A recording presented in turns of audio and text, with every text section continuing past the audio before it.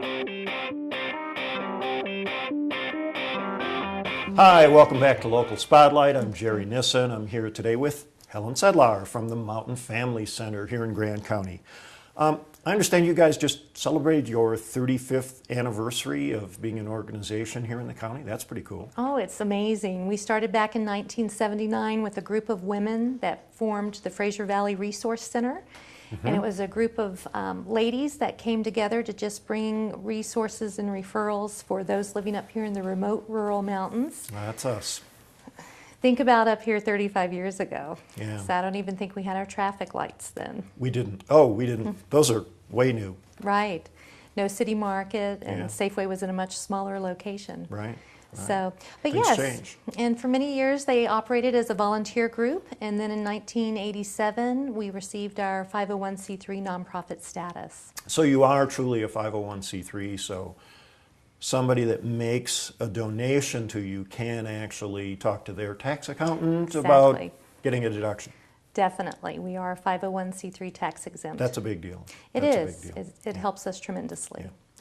Helen, let's go back for a minute to something we touched on briefly before the break, the TOTES program where you're sending kids home with food for the weekend. Yes. Tell me a little more about that you didn't get a chance to cover before. Okay. It's an exciting program. We're in our third year. I think I had mentioned earlier we started as a pilot program in Kremling, and with growing interest we expanded to East Grand school districts. In the past year, the middle school students in Granby were helping us stuff the totes every week to then send out to the schools. Amazing volunteer support. Nice. And what we noticed was several kids were coming forward expressing that they needed food as well because they had food insecurities at home. So I think I see something coming.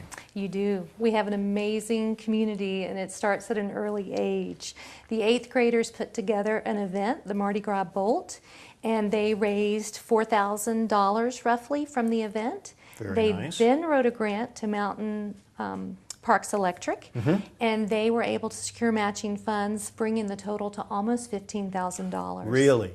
So the 8th graders started this whole thing? They did, with the And- assistance of their teacher, Abby Loberg. Oh, that's neat. That's was amazing. wonderful that they were able to raise that much money. 15 grand is 15 huge. grand, which will allow the expansion into the middle school this coming school year. That's neat. So yes. That's a great program. Now you also have a summer program for kids as well, don't you? We do. We've been operating several summer food program lunch sites where twice a week we'll pop into Fraser, Granby, and Kremling and set up and offer a balanced nutritional school snack, or healthy lunch snack rather, kind of school-based in what's covered on the menu. And we fed over 181 children in the summer of 2014. How many? 181. Really? We did, between the three communities. And how many kids are in school in Grand County? Do you know? There's roughly 1,700 children in Grand County school districts, and 40% of those children are eligible for the free and reduced meal program. So through our TOTES program and the expansion of that, we'll be serving around 350 to 380 children in the coming school year. That's great. Now, tell me a little about what you do during the colder months, during the winter months, what sort of programs you have, and I know you have some sort of holiday-oriented programs.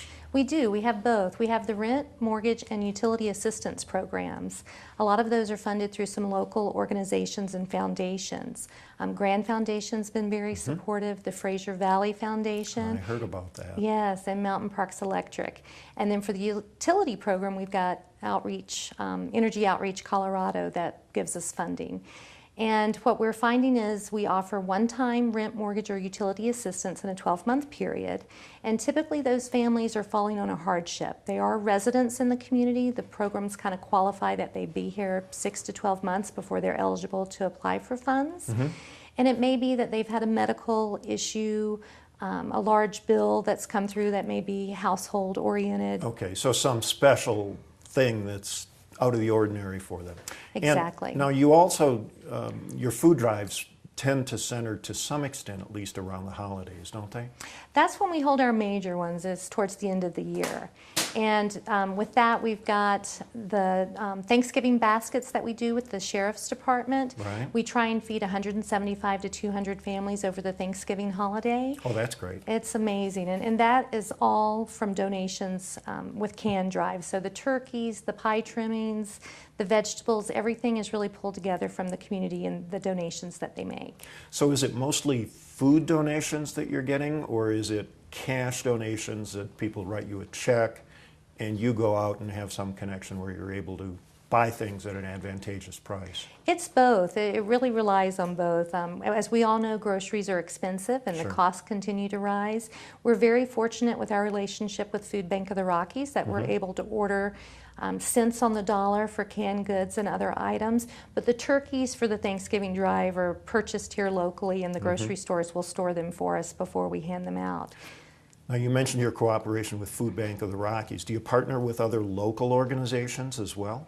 We do. With the different programs and services that we have, we work with Grand County Rural Health Network, Grand County Social Services, Public Health, Home Health, Advocates, Grand County Council on Aging, the local civic groups, Lions Club, Rotary. We work with Grand Angels and the local churches.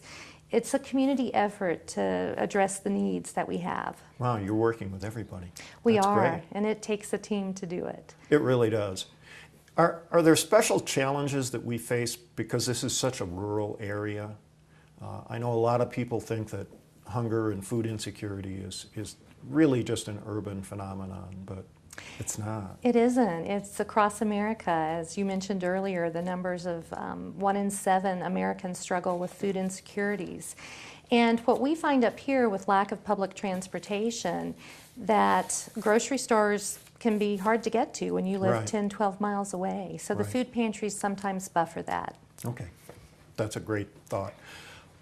Thanks so much, Helen. We'll be right back with a final word. This is Local Spotlight. I'm Jerry Nissen. I'm here today with Helen Sedlar from the Mountain Family Center here in Grand County. Stay tuned.